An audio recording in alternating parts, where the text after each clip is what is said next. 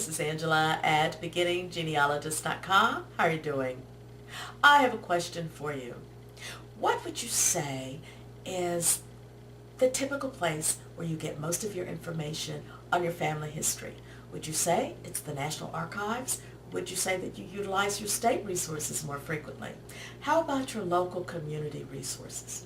Well, I'm going to talk about one community resource that many people tend to forget is a very, very good place to get information and sometimes provides a roadmap to some aspects of your family history.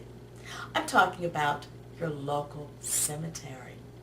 Actually, I tend to enjoy visiting cemeteries because there's so much history that's there, and it takes a little bit of a skill to really utilize the resources or the data that comes out of a cemetery well. But I encourage you to make sure that when you make that research trip, you include a cemetery visit or two on your list of things to do and places to go. Cemeteries often are valuable because in many cases a family utilizes a cemetery often or on a regular basis. You may find, for example, there's a family plot or there's several plots that are really holding the remains of your ancestors, and loved ones are buried near each other. You might have had the experience of going to a cemetery and you see what appears to be a family plot, and you may even see names that you're not quite sure as to who they are. Well, those names that are uncertain to you actually should become on your list of people to explore and your list to learn about those individuals. And if you can learn when that individual died, you might be able to find more information in terms of who they are in relation to your own family. Now, of course, there's some challenges to this. Some cemeteries are not well maintained. Some cemeteries also have headstones that are in varying stages of upkeep. Some are very well marked, some are in a process of decay or deterioration, and that can be a real challenge as well. Some stones survived, and sadly, some graves are also unmarked, and that can be something that really can be a challenge as well to an individual hoping to get information.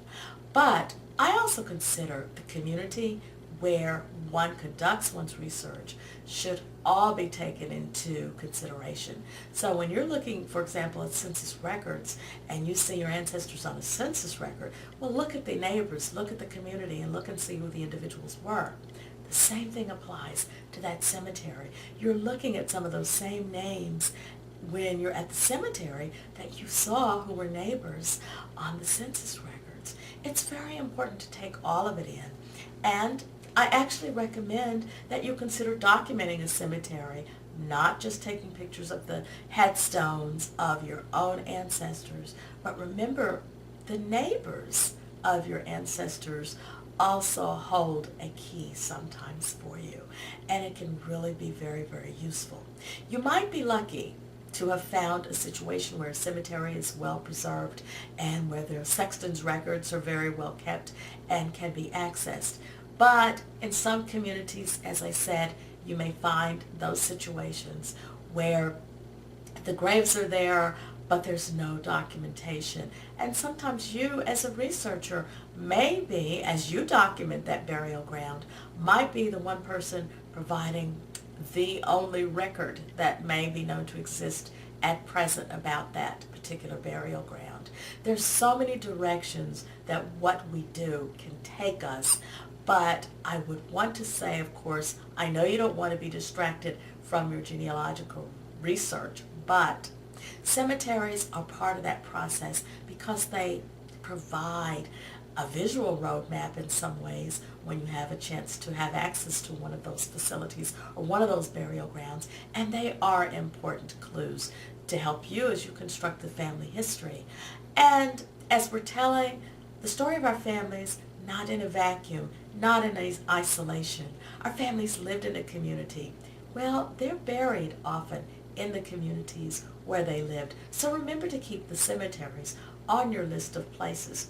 And if you're like many of us, you'll also develop a keen interest in preservation of those cemeteries, and you may want to make a contribution to a local preservation organization or donate to a facility that is really making sure that there is perpetual care of a particular burial ground. These things are important, and hopefully these are things that will become of interest to you as you continue that search to tell that entire story.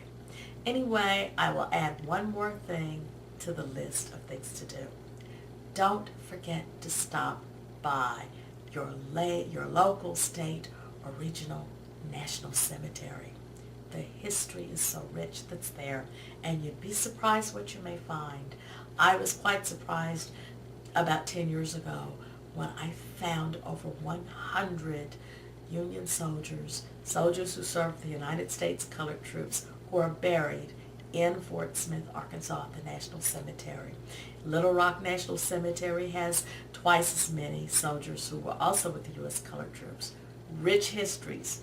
If you also develop an interest in documenting your community, a great place to start to collect those pension files from those soldiers buried there. Rich history about your community. Anyway, that's enough for today. Thanks a lot. See you next time. Bye-bye.